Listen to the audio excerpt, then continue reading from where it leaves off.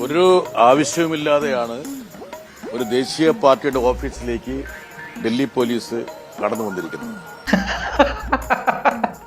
ദേശീയ പാർട്ടിയോ? ചെറിയ party of India, അതാണ് CPM. അത്ര മതി, കൂടുതൽ ഡെക്കറേഷൻ ഒന്നും വേണ്ട. ബാക്കി പറ.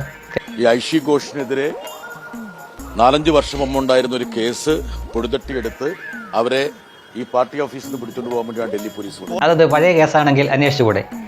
അങ്ങനെയാണെങ്കിൽ ആ സുകുമാരക്കുറുപ്പിനെ ഇപ്പോഴും അന്വേഷിച്ചുകൊണ്ടിരിക്കുമല്ലേ? അതൊക്കെ വിടണ്ടല്ലേ? അങ്ങനെയൊന്നുമില്ല. ആരാണ് ഈ കേസ് അന്വേഷിക്കാൻ കാല പരിധിയൊക്കെ വെച്ചിരിക്കുന്നത്? അങ്ങനെയൊന്നും ഇല്ല കേട്ടോ. ബാക്കി കേൾക്കട്ടെ. പാർട്ടി ഓഫീസിനകത്ത് പോലീസുകാർ നിൽക്കുക. അതെ. അതെന്താ പാർട്ടി ഓഫീസിനകത്ത് കയറിക്കൂടെ? അങ്ങനെ എന്തെങ്കിലും നിയമമുണ്ടോ ഇവിടെ? പോലീസിന് പാർട്ടി ഓഫീസിനകത്ത് കയറാൻ എന്തെങ്കിലും വിലക്കുണ്ടോ? അതൊക്കെ നിങ്ങൾക്ക് ഭരണം കിട്ടുന്ന സംസ്ഥാനങ്ങളിൽ ചിലവാക്കിയാൽ മതി. ഇവിടെ അത് ചിലവാകില്ല. കരയാതെ ബാക്കി കാര്യം പറ. ഇതിനൊക്കെയുള്ള അധികാരവും അവകാശവും ഒക്കെ ആരാണ് ഇവർക്ക് കൊടുത്തത്? ഇങ്ങനെ ചോദിക്കാൻ നിങ്ങൾക്ക് ആരാണോ അധികാരം തന്നത് അതേ ആൾക്കാർ തന്നെയാണ് ഇങ്ങനെ ചെയ്യാൻ അവർക്കും അധികാരം കൊടുത്തത്. അവര് ജവഹർലാൽ നെഹ്റു യൂണിവേഴ്സിറ്റിയിലെ ഒരു വിദ്യാർത്ഥിയാണ്. JNUവിലെ സ്റ്റുഡന്റ് ആണെങ്കിൽ ഇന്ന് പോലീസ് സല്യൂട്ട് അടിച്ചിരിക്കണം. ഒരു റിസർച്ച് സ്കോളറാണ്. റിസർച്ച് നമ്മുടെ റഹീമൊക്കെ ചെയ്യുന്ന പോലുള്ള റിസർച്ച്. ഭയങ്കര. മുൻ യൂണിയൻ പ്രസിഡന്റ് ആയിരുന്നു. അതിന് അവർ ഈ ജന്തർ മന്ദിർ ഇത്രയും ദിവസം ഉണ്ടായിരുന്നു. ഈ സമരത്തിന്റെ മുൻനിരയിൽ ഉണ്ടായിരുന്ന ആളാണ്. നിരാഹാരം കിടന്ന ആളാണ്. ആണെങ്കിൽ അവർ ആശുപത്രിയിലായിരുന്നു. IV വെച്ചിട്ടാണ് അവരിപ്പോൾ പുറത്തേക്ക് വന്നത്. എന്റെ പൊന്ന് ബ്രിട്ടാസേ, ആ പെൺകുട്ടിയെ ഇവിടുന്ന് പിടിച്ചോണ്ട് പോകണമെന്ന് ഇവർക്ക് എന്താ വാശി? പ്രതികാര നടപടിയാണ്. എന്താ സംശയിക്കുന്നത്? എന്താ കാരണം വെച്ചാൽ നിങ്ങളൊക്കെ പുറത്ത് കിടന്നുകൊണ്ട് ഇങ്ങനെ മൂപ്പിച്ച് കൊടുക്കത്തേ ഉള്ളൂ. കല്ലെറിയാൻ പോവോ ബ്രിട്ടാസ്? അല്ലെങ്കിൽ പോലീസിനെ തല്ലാൻ പോവോ? ഇല്ല. അതുകൊണ്ടാണ് നിങ്ങളിങ്ങനെ നടക്കുന്നത്. അങ്ങനെ പോയി നോക്കൂ, നിങ്ങളെയും തപ്പി ആൾക്കാർ വരും. ഒരു പക്ഷേ ഉടൻ തന്നെ വന്നിരിക്കും. ചിലപ്പോൾ അവരതൊന്ന് പെൻഡിങ് വെക്കും. 1-2 വർഷം കഴിയുമ്പോൾ മറ്റൊരു അവസരം വരുമ്പോൾ പൊക്കും. പോവാറില്ലല്ലോ. നിങ്ങളും റഹീമിനെ പോലുള്ളവർ എന്താ ചെയ്യുന്നത്? ഇവരെ പരമാവധി മൂപ്പിച്ചു കൊടുക്കും. എന്നിട്ട് അവരിതൊക്കെ കേട്ടിട്ട് പോയിട്ട് പോലീസിൻ്റെ നേരെ കല്ലെറിയും. അവരെ ഒളിച്ചിരുന്ന് തല്ലുകയും കൈവാക്കിന് കിട്ടിയാൽ നിങ്ങൾ ഉപദ്രവിക്കുകയൊക്കെ ചെയ്യും. അപ്പോൾ സ്വാഭാവികമായിട്ടും അവർ അതിനെതിരെ അന്വേഷണം നടത്തും. ചിലരെ കേസെടുക്കും. അവർ താൽക്കാലികമായിട്ട് ജാമ്യത്തിൽ ഇറങ്ങി നടക്കും. അങ്ങനെയുള്ള ആളുകൾ പിന്നെയും ഒരു കുറ്റകൃത്യത്തിൽ ഉൾപ്പെടുമ്പോൾ സ്വാഭാവികമായിട്ടും അവർ ആ പഴയ കേസ് കൂടി പൊടുത്തട്ടിയെടുക്കും. അങ്ങനെ വന്നതാണ്. അതിനിങ്ങനെ നിന്ന് മോങ്ങിയിട്ട് ഒരു കാര്യമില്ല. നിങ്ങൾ ദേശീയ പാർട്ടി എന്ന് പറഞ്ഞു കഴിഞ്ഞാൽ നിങ്ങളുടെ കമ്മി സഹാക്കൾ തന്നെ ഇരുന്നുകൊണ്ട് ചിരിക്കും. എന്തോന്ന് ദേശീയ പാർട്ടി? CPM എന്നാൽ ചെറിയ പാർട്ടി ഓഫ് ഇന്ത്യ. അത്ര മതി. ചെറിയ പാർട്ടി ഓഫ് ഇന്ത്യ മാർക്സിസ്റ്റ്. വേണമെങ്കിൽ അത്രയും കൂടെ ചേർത്തോ.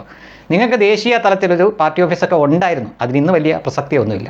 അതിനകത്ത് പോലീസ് കയറാൻ പറ്റില്ല എന്നൊന്നുമില്ല. അത്തരം നിയമങ്ങളൊക്കെ വേണമെങ്കിൽ കേരളത്തിലെ AK സെൻറ്ററിൽ ചിലവാകും, ഡൽഹിയിൽ ചിലവാകില്ല. ഇനി ഇങ്ങനെ എന്തുകൊണ്ട് പറയാം? നിങ്ങളുടെ മുന്നിൽ വെച്ചിരിക്കുന്ന മൈക്കുകൾ നോക്കിയാൽ അറിയാം. നിങ്ങൾ പറയുന്നത് ഏത് നാട്ടിലെ ആളുകൾ മാത്രമാണ്, ഏത് വിഭാഗം ആളുകൾ മാത്രമാണ് അതൊക്കെ കേൾക്കാൻ താല്പര്യമുള്ളത് എന്ന്. ഈ രാജ്യത്തിനോ ഈ രാജ്യത്തിൻ്റെ ബഹുഭൂരിപക്ഷം വരുന്ന ജനതയ്ക്കോ നിങ്ങളുടെ ഈ വായ്ത്താളമളി കേൾക്കേണ്ട ആവശ്യവുമില്ല. നിങ്ങൾ ആരാണെന്ന് പോലും അവർക്ക് ആവശ്യമില്ല.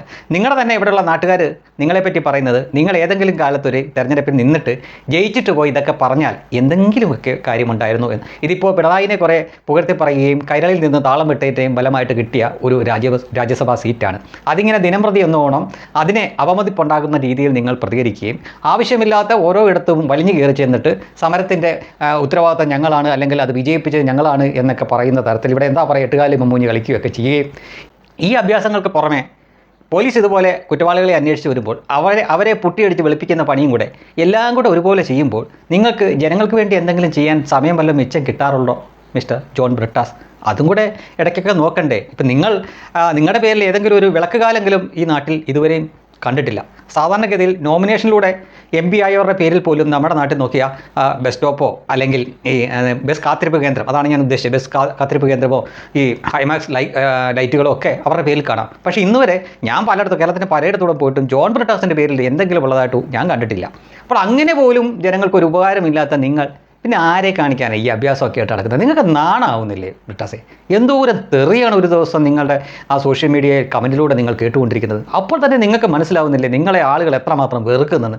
എന്നിട്ട് യാതൊരു ഉടുപ്പുമില്ലാതെ സകലതിനകത്ത് നുഴഞ്ഞു കയറി അവരെ വായ്ത്താളം വിട്ടുകൊണ്ടിരിക്കുക. അത് ഒപ്പിയെടുക്കാൻ ഇവിടെ വേറെ പണിയൊന്നുമില്ലാത്ത, അല്ലെ വേറെ ന്യൂസൊന്നും ഇല്ലാത്ത കുറേ ഒലത്തിയ ചാനലുകളും എന്തരാണോ എന്തോ.